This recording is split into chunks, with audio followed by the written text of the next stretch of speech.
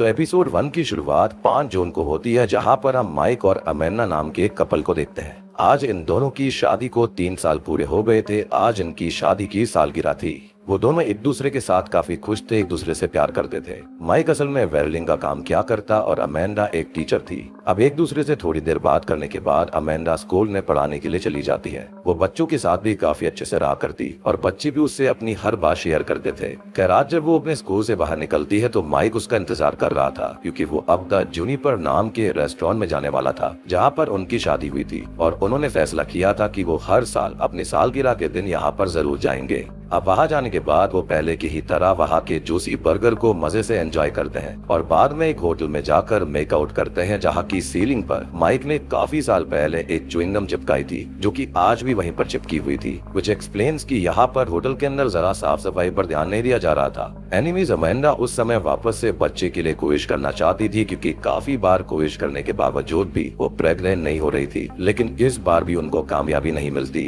तब माइक उसको संभालता है और अपने काम पर चला जाता है, जहाँ पर शेन नाम का एक और व्यक्ति काम करता था। लेकिन आज वो डम डमीज नाम की एक वेबसाइट पर एक लाइव शो को देखने में लगा हुआ था, जो कि असल में एक तरह का रेड रूम था और स्ट्रीमर को लोग पैसे दिया करते थे ताकि वो उनके दिए गए डार्क टास्क को पूरा कर सके। अब थोड़ी देर पहले शेन ने भी उस स्ट्रीमर को $20 दिए थे ताकि वो अपने सोसू को ही पी ले, यानी कि अपने पेशाब को पी ले, और उसने ऐसा करा भी था, जिसके चलते उसे $20 मिल गए। माइक अभी उसकी इस बकवास पर ध्यान नहीं देता और उसको काम करने के लिए कहता है। वहीं आज जब अमेंडा अपने स्कूल में पढ़ा रही थी, तभी अचानक से उसको चक्कर आने से वो बेहोश हो जाती है। अब माइक को इस बारे में पता चलते ही वो तुरंत हॉस्पिटल जाता है, जहाँ जाकर डॉक्टर से बात करने पर उसको पता चलता है कि अमेंडा के दिमाग में ट्यूमर है, जो कि इतना ज्यादा बढ़ चुका है कि वो कोमा में ही रहने वाली है। माइक तो इस बात से पूरी तरह टूट गया था, क्योंकि उसने ये सब कभी सोचा ही नहीं था। पर तब जाकर डॉक्टर उसको रिवर माइंड कंपनी का एक एक्सपेरिमेंटल प्रोजेक्ट सजेस्ट करती है, जो कि ऐसे ही इश्यूज के लिए बेस्ट होता है। माइक के हाँ कहने पर डॉक्टर गेनर नाम की एक लेडी को माइक से मिलने के लिए बुला देती है, जिससे बात करके माइक को पता चलता है कि वो लोग अमेंडा को सही कर सकते हैं, जिसके लिए पहले वो उसके दिमाग के डेटा की कॉपी बना लेंगे और बाद में उसके ब्रेन से ट्यूमर वाले हिस्से को पूरी तरह से हटा दिया जाएगा और वहाँ पर दिमाग का ही एक प्रोस्थेटिक हिस्सा लगाया जाएगा, जो कि अमेंडा की कॉपीड मेमोरी से एक क्लाउड सर्वर के जरिए कनेक्टेड रहेगा, जिससे कि अमेंडा नॉर्मल जी सकती थी।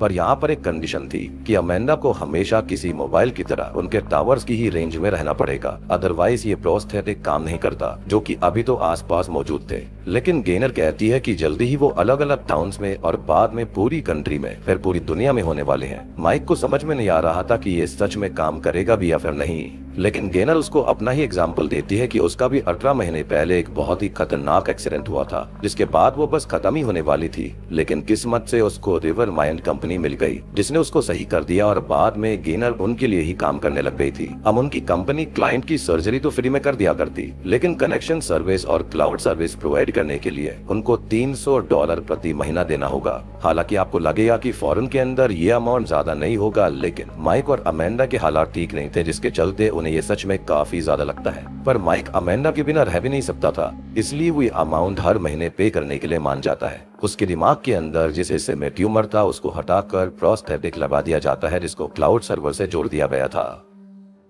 खैर अब सबसे पहले तो माइक गेनर को और बाकी सबको थैंक यू कहता है। अब इसके बाद हम देखते हैं कि जो अमेंडा होती है ना, वो उठकर सबसे पहले तो माइक को थैंक यू बोलती है उसे बचाने के लिए, और बाद में वो वापस से अपनी आगे की जिंदगी के बारे में बात करने लगते हैं। घर जाते समय अमेंडा को जब रिवरमैन के बारे में पता चलता है तो वो काफी हैरान रह गई थी, पर माइक उसको ज्यादा टेंशन ना लेने के लिए कहता है, क्योंकि वो रिवरमैन के पैसे भरने के लिए ओवर टाइम करने वाला था। साथ ही साथ उसने अपने पिता के पास जाने के लिए पैसे जोड़े हुए थे, वो उनका इस्तेमाल भी अमेंडा के लिए ही करेगा। इवन अगर अभी वो चाहता भी तो वो अमेंडा के साथ अपने पिता के पास नहीं जा सकता था, क्योंकि जहाँ पर उनका घर था वहाँ पर रिवर माइन के टावर्स मौजूद ही नहीं थे। अब शुरुआत में तो सब कुछ एकदम सही चल रहा होता है, पर माइक को अब अपनी लिमिट्स को बहुत ज्यादा पुश करना पड़ता था। माइक की जिंदगी में अब बस ओवर टाइम, घर के थोड़े से काम और छोटी छोटी चीजों के लिए पैसे बचाना था, और बस यही उसकी जिंदगी थी। अमेंडा भी उसकी मदद करने की कोशिश कर रही होती है, लेकिन फिर भी सब कुछ सही नहीं चल रहा था, और इस तरह से 1 साल निकल जाता है। और अभी के वक्त पर अमेंडा वो काफी ज्यादा नींद आने लग गई थी, और इस बार चीजें ऐसी चल रही थी कि अमेंडा को उनकी एनिवर्सरी तक याद नहीं थी। लेकिन जो माइक होता है वो उसे इसके लिए दोष नहीं देता। अब अपनी एनिवर्सरी वाले दिन भी वो ओवर टाइम करता है, पर हर साल की तरह वो अमेंडा को अपने साथ जूनिपर्स में लेकर जाने लगता है, जहाँ रास्ते में ना चाहते हुए भी उनके अभी के हालातों को लेकर आपस में बहस हो जाती है। पर अभी जैसे तैसे वो अपने मूड को शांत करते हैं और अपने टाउन से बाहर निकलते ही अमेंडा अचानक से बेहोश हो जाती है। इसको देखकर माइक काफी ज्यादा डर गया था और इसलिए वो उसको जल्दी से हॉस्पिटल लेकर जाने लगता है। पर अभी टाउन के अंदर आते ही अमेंडा सही हो गई थी, क्योंकि वहाँ पर टावर आ रहे थे।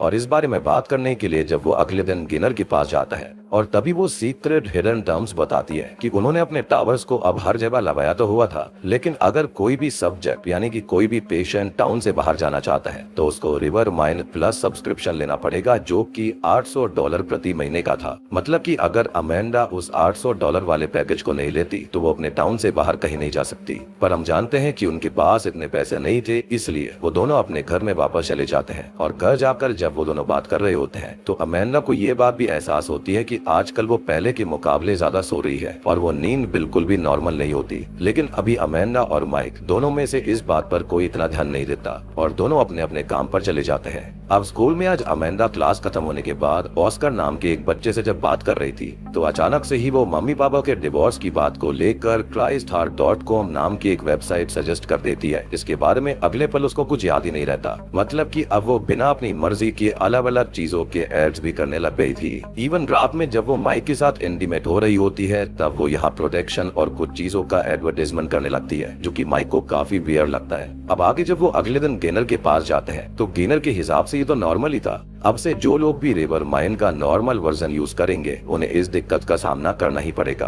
और अगर कोई एड्स नहीं बोलना चाहता तो उसको रिवर माइन प्लस में अपग्रेड करना ही होगा। और माइक और अमेंडा इस पर कंपनी वालों को कुछ भी नहीं कह पा रहे थे, क्योंकि उन्होंने ऑलरेडी कॉन्ट्रैक्ट पर साइन किया था। इनफैक्ट आपने नोटिस भी किया होगा कि कई सारे OTTs जो होते हैं वो पहले इसके बारे में नहीं बताते, लेकिन बाद में जब आप मेंबरशिप ले लेंगे तो उसके बाद आपको पता चलता है कि अगर आपको एड्स को हटाना है तो आपको और ज्यादा पैसे खर्च करने होंगे। सेम चीज यहाँ पर इंसानों पर अप्लाई कर दिखाई जा रही है। एनीवेज अब माइक और अमेंडा तुरंत ही घर वापस आ गए थे। खैर अब स्कूल जाने पर अमेंडा एक बच्ची को उसके पुराने शूज देखकर एक शू सेल के बारे में कहने लगती है। और जब स्कूल की प्रिंसिपल आकर उससे ऑस्कर को कई बातों के बारे में बात करती है तो अमेंडा उसको भी एक बुरे लोगों की डेटिंग वेबसाइट के बारे में बोलने लगती है, जिससे कि अमेंडा को वार्निंग मिल गई थी कि अगर इस तरह से सब चलता रहा तो उसको काम से निकाल दिया जाएगा। माइक और अमेंडा इससे काफी ज्यादा परेशान थे, क्योंकि अगर अमेंडा को स्कूल से निकाल दिया गया तो नॉर्मल रिवर माइन के पैसे जमा करना भी मुश्किल हो जाएगा, यानी कि नॉर्मल वर्जन के। माइक तब कुछ सोचने के बाद ने अमेंडा को सोने के लिए भेज देता है और अब वो खुद अपना लैपटॉप बेसमेंट में लेकर जाता है, जहाँ पर वो डम डमीज नाम की वेबसाइट पर एक क्रिएटर अकाउंट बना लेता है। इसके अंदर वो मास्क पहनकर लोगों के सामने आया हुआ था और सुबह तक उसने $800 भी जमा कर लिए थे। पर उसके हाथ में एक ग्लास था और उसके रिएक्शंस देखकर पता लगाया जा सकता था कि उसको भी अपने पेशाब को ही पीना पड़ा होगा। अब रिवर माइन प्लस में अपग्रेड करने के बाद अमेंडा और माइक दोनों की जिंदगी आसान हो गई थी। वो खुश थे, पर माइक को काफी दिक्कतों का सामना करना पड़ रहा था, क्योंकि वो इस वेबसाइट के ऊपर $90 के लिए अपनी जीप पर एक माउस ट्रैप लगाता है और इन सब के बारे में अमेंडा को कुछ पता नहीं था, यानी कि वो उसके लिए बहुत कुछ कर रहा था। अब कुछ दिनों के बाद में अमेंडा को वापस से एहसास होता है कि वो दिन में कम से कम 12 घंटे सो रही है, जिसके अंदर उसे सपने भी नहीं आ रहे थे। और इसके बारे में बात करने के लिए जब वो दोनों गेनर के पास जाते हैं तो गेनर बताती है कि असल में रिवर माइन प्लस भी अब नॉर्मल वर्जन सा हो चुका है, जिसके अंदर लोग काफी सोते हैं ताकि कंपनी के सर्वर्स को उनके ब्रेन से पावर मिल सके, ताकि कंपनी के सर्वर्स को उनके ही ब्रेन से शक्ति मिले। और अब अगर वो नॉर्मल जिंदगी फिर से बिताना चाहते हैं तो उनको रिवर माइंड लक्स में अपग्रेड करना होगा, यानी कि रिवर माइंड लग्जूरियस के अंदर, जिसमें इंसान अपनी हर तरह की सेंसेस को अपने हिसाब से कंट्रोल कर सकेगा। बेसिकली एक तरह का ट्रैप था। इवन अपनी एबिलिटीज तक को भी बस एक मोबाइल ऐप से आप कंट्रोल कर सकते थे। इनफैक्ट इसके अंदर ऐसा था कि अगर किसी इंसान को कुछ नहीं आता हो तो वो उस एबिलिटी का भी इस्तेमाल कर सकता है। लेकिन रिवर माइंड लक्स का प्राइस $1800 प्रति महीना था, और अगर कोई नॉर्मली उस फीचर को कम टाइम के लिए इस्तेमाल करना चाहता है तो वो 12 घंटे या फिर कुछ समय तक के लिए एक बूस्टर पैक खरीद सकता था। लेकिन अमेंडा को ये बात सुनकर काफी गुस्सा आता है, इसलिए वो माइक के साथ वहाँ से चली जाती है। अब जल्दी ही उनकी एनिवर्सरी आने वाली थी, इसलिए माइक रात में कुछ सोचते हुए डम डमीज को एक बार वापस से खोलता है, जहाँ पर उसको लोग अजीबो गरीब टास्क दे रहे थे। पर तब उसको $500 के लिए उसका मास्क हटाने का टास्क मिलता है। जो कि मजबूरी माइक कर देता है, जिससे पैसे आने से उसने अपनी एनिवर्सरी के वक्त तक 12 घंटे का एक बूस्टर पैक ले लिया था, जहां पर उसके पास में कोई भी एड्स नहीं आएंगे। तो 12 घंटे के लिए अमेंडा के अंदर ये जो पैक था वो रिवर माइन लक्स की तरह काम करने वाला था। खैर अब अमेंडा वो देखकर काफी खुश होती है और ये लोग जुनिपर जाते हैं, यानी कि उसी रेस्टोरेंट में, जहाँ पर जाकर माइक ने रिवर माइंड के ऐप से अमेंडा की प्लेजर वाली फीलिंग्स को काफी इंक्रीज कर दिया था, जिससे कि अमेंडा हर चीज को एक्सट्रीम लेवल पर एंजॉय कर पा रही थी, फिर चाहे वो खाने का टेस्ट हो, म्यूजिक हो या फिर इंटीमेसी हो। माइक को भी इससे काफी अच्छा लगता है। खैर अब अगले दिन जब माइक अपने काम पर जाता है तो वहाँ पर उसको सब बड़ी ही अजीब तरह से देख रहे थे, और अंदर जाने पर उसको पता चलता है कि शेन ने उसकी डम डमीज वाली फोटो को नोटिस बोर्ड पर लगा दिया था, जिससे सबको पता चल जाता है कि माइक भी डम डमीज का इस्तेमाल करता है, यानी कि $500 देने वाला व्यक्ति कोई और नहीं बल्कि शेन खुद था। अब ये देखकर माइक गुस्से में जाकर शेन को मारता भी है, लेकिन शेन उसको उल्टा सीधा कह रहा था। और इसी बहसबाजी के बीच में होता यह है कि पीछे की तरफ जाते समय शेन एक रोड रोलर के बीच में आ जाता है, जिसकी वजह से माइक को जॉब से निकाल दिया गया था। अब बहुत ज्यादा टेंशन में माइक अपने घर जाकर अमेंडा को इस दुखद खबर के बारे में बताता है, क्योंकि महीने में वो मुश्किल से इतने पैसे बना पा रहे थे जितने में वो रिवर माइंड के सब्सक्रिप्शन का पैसा भर सके। इसलिए अब अमेंडा भी काफी परेशान होने लगती है, क्योंकि वो पैसे नहीं भरेंगे तो फिर से एड्स आना चालू हो जाएंगे, और एड्स चालू हो गए तो उसकी जॉब भी चली जाएगी। वो तब गिनर के पास जाकर पैसे भरने के लिए कुछ समय मांगने की कोशिश करते हैं, लेकिन गिनर ऐसे नहीं कर सकती थी। वो कंपनी का नुकसान किसी भी हाल में नहीं होने देना चाहती थी। बेसिकली गिनर इस कंपनी की एजेंट होती है, और शायद से उसके साथ भी सेम चीज हुई होगी।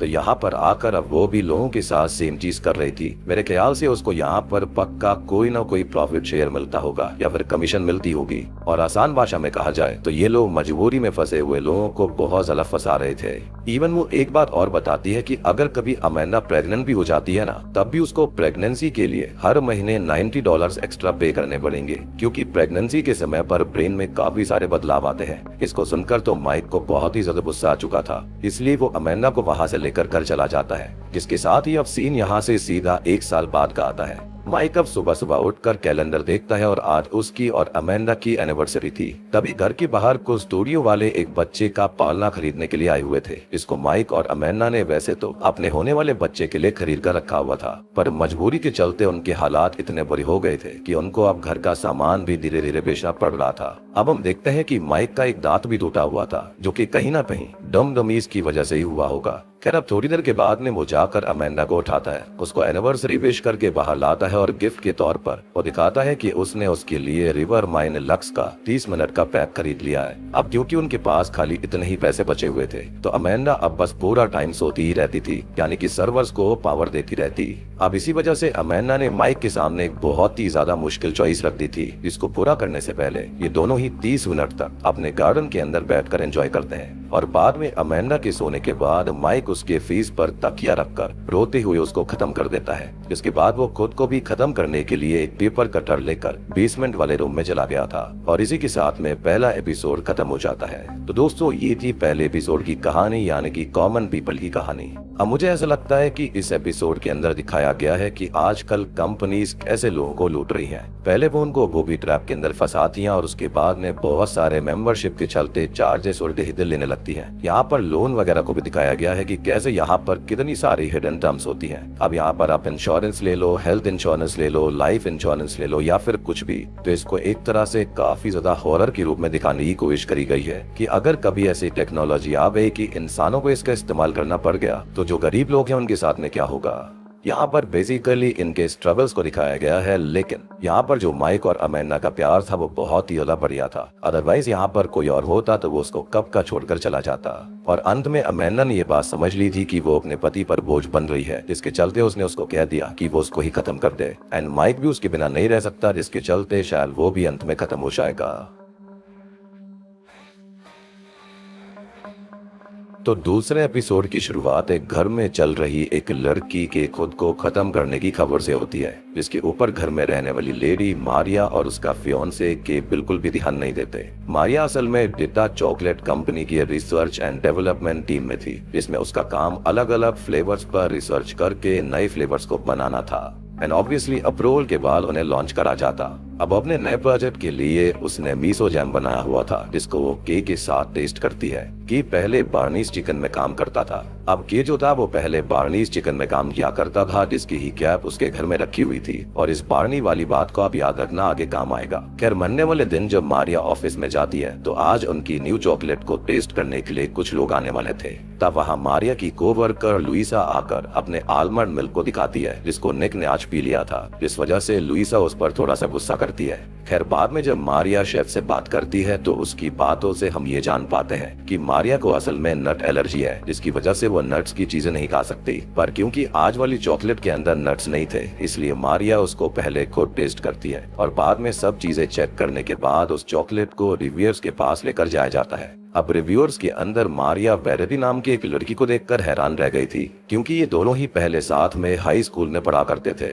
खैर अभी वो इस पर इतना ध्यान नहीं देती और आगे जब सभी उस चॉकलेट को खाते हैं तो पहले टाइम पर तो वो उनको बिल्कुल भी पसंद नहीं आती, लेकिन तभी वेरेटी चॉकलेट का दूसरा पीस उठाकर उसको खाती है और सबको बताती है कि दूसरी बार खाने पर तो ये चॉकलेट पिछली बार से 10 गुना ज्यादा टेस्टी लग रही है और बाकी सब भी ऐसा ही करते हैं। तो शॉकिंगली उन सभी को भी अब टेस्ट कॉम्बिनेशंस काफी अच्छे लग रहे थे। अब वेरेटी की इस हरकत से मारिया के सभी कोवर्कर्स उससे इम्प्रेस हो गए थे, पर कहीं ना कहीं कुछ तो अजीब था। अचानक से ऐसा लग रहा था कि जैसे वेरेटी ने बाकी सबको साइकोलॉजिकली पूरी तरह से मैनिपुलेट कर दिया हो। और हम ये भी देख पाते हैं कि उसके हाथ में कुछ पेंडेंट जैसा था। एनीवेज अब इस प्रोडक्ट को मार्केट में उतारा जा सकता था और वेरेटी के इस कारनामे से मारिया काफी ज्यादा अजीब फील कर रही थी क्योंकि वेरेटी हाई स्कूल के टाइम पर पूरी तरह से अलग थी। एनीवेज बाथरूम में वेरेटी और मारिया की मुलाकात हो जाती है जहाँ पर शुरुआत में तो मारिया बस वहाँ से निकलने की कोशिश कर रही थी, वो वेरेटी को अवॉइड कर रही थी, लेकिन तभी उसको वेरेटी की बातों से पता चलता है कि असल में उसने डेटा कंपनी में ही रिसर्च एंड डेवलपमेंट डिपार्टमेंट में असिस्टेंट पोस्ट के लिए अप्लाई करा था। अब ये सुनकर मारिया को जरा सा भी अच्छा नहीं लगता, जैसे कि वो ना चाहती हो कि वेरेटी उस कंपनी में आए। इसलिए वो उसको समझाने की कोशिश करती है कि कंपनी में कोई भी वैकेंसी खाली है ही नहीं, लेकिन वेरेटी अभी भी अपनी बातों पर अड़ी हुई थी कि वहाँ पर वैकेंसी मौजूद है।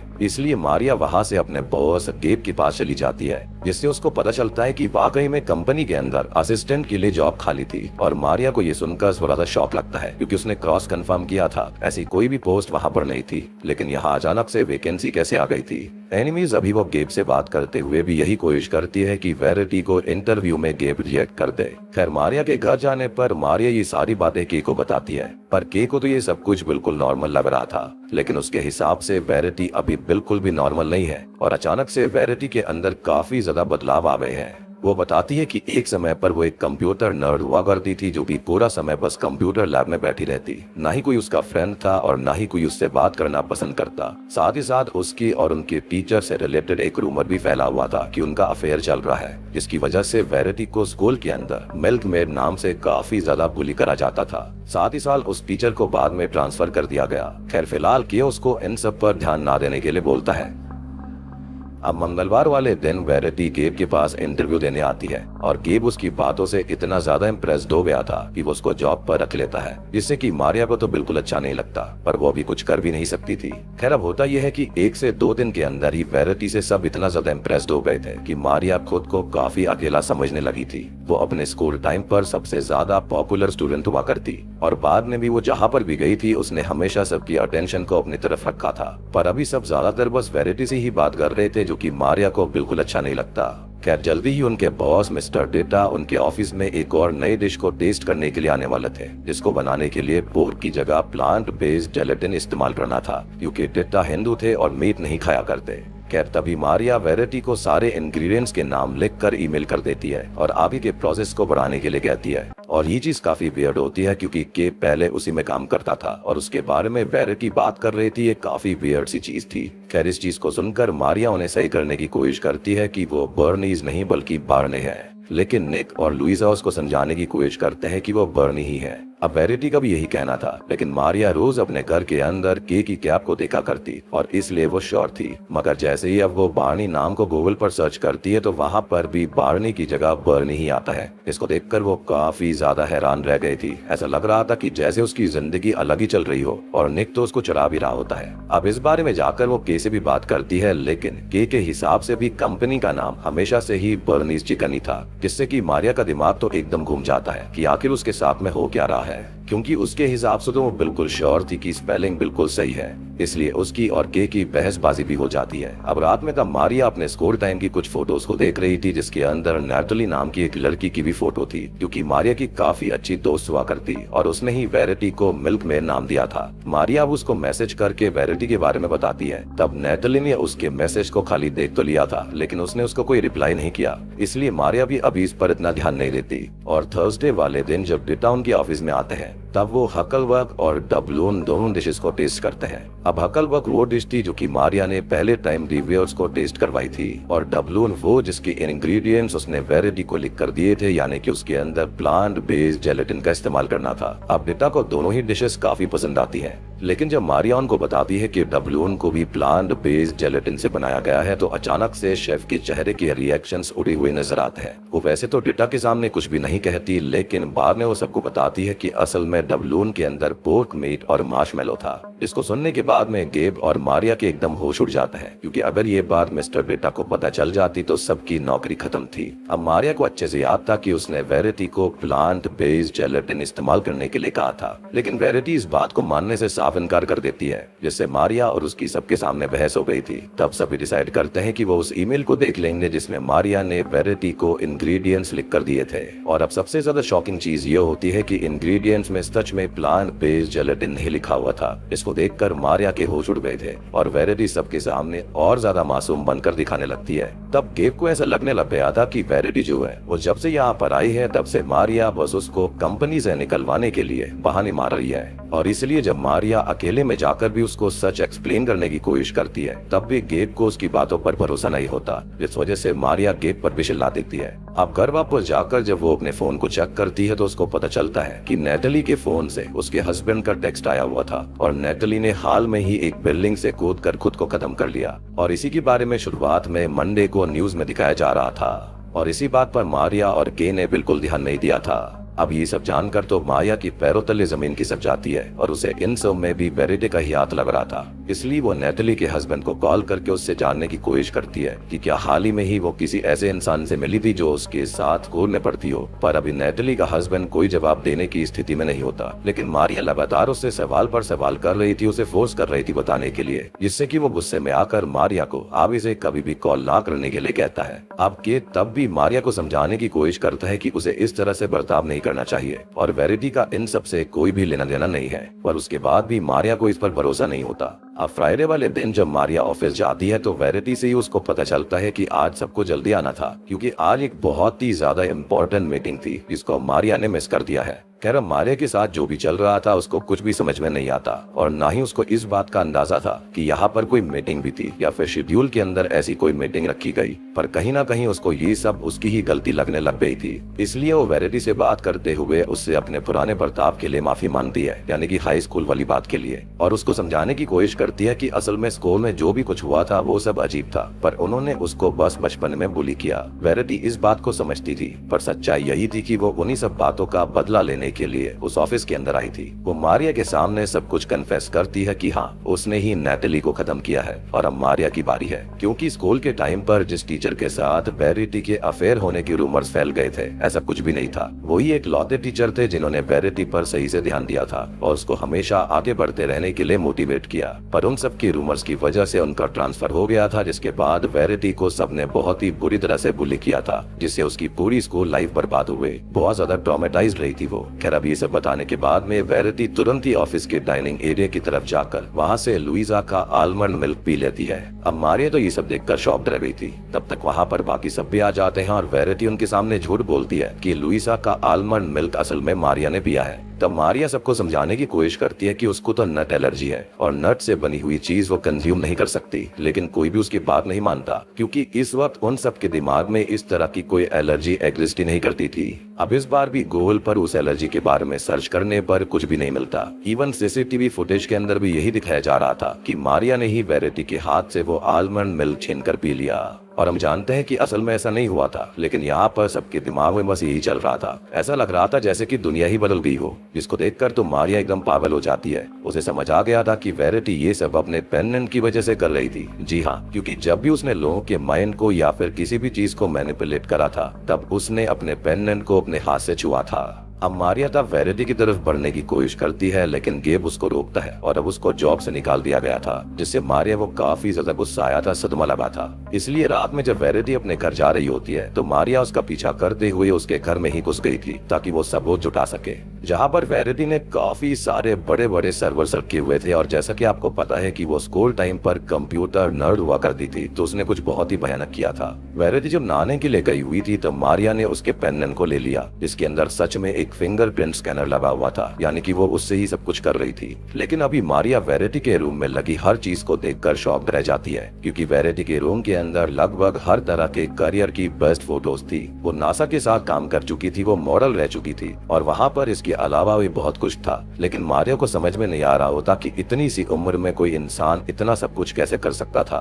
लेकिन होता यह है कि तब तक वेरिटी नहाकर बाहर आ जाती है, जो कि समझ गई थी कि कोई उसके घर में घुस चुका है। इसलिए वो मारिया को बाहर निकलने के लिए कहती है, क्योंकि वो समझ गई थी कि वहाँ पर मारिया ही होगी। और दोस्तों, अभी यहाँ पर खुलते हैं इस कहानी के असली पत्ते। वो उसको सब कुछ क्लियर कर देती है कि हाँ, उसने ही सब कुछ किया था। वो बताती है कि असल में नीचे रखे हुए सभी सर्वर्स के अंदर अलग अलग पैरेलल यूनिवर्सेस का डेटा है, जिसके अंदर अनगिनत पॉसिबिलिटीज हैं। और अपने पेन की मदद से वो अपने वर्ल्ड की रियलिटी को दूसरे यूनिवर्सेस की रियलिटी से स्वैप कर सकती है। और अब तक वो यही करती आ रही थी। उसके पास और भी काफी सारे पेन थे जो कि उसके ही फिंगरप्रिंट से चलते थे, यानी कि यहाँ पर वो बारनी वाली बात भी बिल्कुल सच थी। लेकिन यहाँ पर ये जो वेरिटी होती है, उसने किसी और दुनिया का डेटा यहाँ पर ला दिया था, इसके चलते सबको यही लगता कि हाँ, वो बारनी नहीं बल्कि बर्नी ही था, या फिर वाइस वर्सा। सेम चीज वो मीटिंग वाले वक्त हुई थी और अब तक जो कुछ भी होता आ रहा था वो इसकी वजह से ही था। ईमेल भी स्वैप इसी वजह से हुआ था। खैर, अब इसी का ही एक नमूना दिखाने के लिए वो मारिया की टी शर्ट का कलर तक चेंज करके दिखाती है और उसकी मदद से ही उसने अब तक की सारी चीजें अचीव करी थी, यानी कि नासा के अंदर काम करना, सुपर मॉडल बनना। पर अब उसको भी इन सब चीजों में मजा नहीं आ रहा था, इसलिए वो अपनी बेइज्जती का बदला लेने के लिए मारिया के ऑफिस में चली आई। इनफैक्ट उसने नेटली के साथ भी सेम चीज करी। वो मारिया को फील करवाना चाहती थी कि जब आसपास के लोग ही तुम्हारी एग्जिस्टेंस की धज्जियां उड़ाते हैं तो तुमको कैसा लगता है, या फिर इग्नोर होते हो तो कैसा फील होता है। तब उन दोनों में अचानक से हाथापाई होने लगती है। लेकिन जैसे तैसे अपने पेनेंट की मदद से ही वेरिटी वहाँ पर पुलिस वालों को बुला लेती है, यानी कि उसने एक ऐसी दुनिया से स्वैप कर लिया था जहाँ पर पुलिस आने वाली हो, जिन्होंने आकर मारिया को तुरंत ही गन पॉइंट पर ले लिया। अब इससे पहले कि पुलिस वाले मारिया को शूट कर पाते, मारिया ने वेरिटी के फिंगरप्रिंट से उस पेंडेंट पर लगाकर रियलिटीज को इस तरह से स्वैप कर दिया था कि अब ये पेंडेंट जो था वो मारिया की बात सुनने वाला था, जिससे कि अब मारिया ने वापस से पूरी असलियत को बदल दिया था और पुलिस वालों को अपनी बातें मानने पर मजबूर कर दिया। और अब वो पुलिस वाले उसको किसी महारानी की तरह देख रहे थे, यानी कि अब तक जो वेरिटी कर रही थी वो अब मारिया करने वाली थी। इसी के साथ में दूसरा एपिसोड यहीं पर खत्म हो जाता है। तो दोस्तों, ये थी इस सीरीज के एपिसोड 2 की एक्सप्लेनेशन। उम्मीद करता हूँ कि आपको समझ में आ गई होगी, पसंद आई होगी। इस एपिसोड के अंदर हमको दिखाया गया है कि स्कूल के अंदर या फिर रियल लाइफ के अंदर, अब चाहे यहाँ पर हाई स्कूल हो, ऑफिस हो या कुछ भी हो सकता है, तो यहाँ पर जो बुलिंग होती है उसी को लेकर, उसी सोशल इशू को लेकर ये बनाया गया है। अब जैसे कि आपने देखा हुआ कि जब वेरिटी थी उसके साथ में हाई स्कूल में गलत करा गया था, लेकिन अल्टीमेटली वो भी उसी का बाय प्रोडक्ट बन गई थी और वो भी लोगों के साथ यही कर रही थी। तो अंत में उसके साथ फिर से वही हो गया जो कि उसके साथ हाई स्कूल पर हुआ था, यानी कि जो वो उस वक्त फील करा करती। मारिया ने अपनी जिंदगी का कंट्रोल वापस ले लिया था, क्योंकि अब वो उसको बुली नहीं कर रही थी। इनफैक्ट उसने उससे माफी भी मांगी थी, लेकिन तब भी वेरिटी ने उसको माफ नहीं करा, जिसके चलते अंत में उसके साथ ही गलत हुआ, जो कि कर्मा को भी कहीं न कहीं दर्शाता है। तो उम्मीद करता हूँ कि अब आपको ये कहानी समझ में आ गई होगी। आगे आने वाले 4 एपिसोड जो है वो तो और भी ज्यादा खतरनाक है, भयानक है।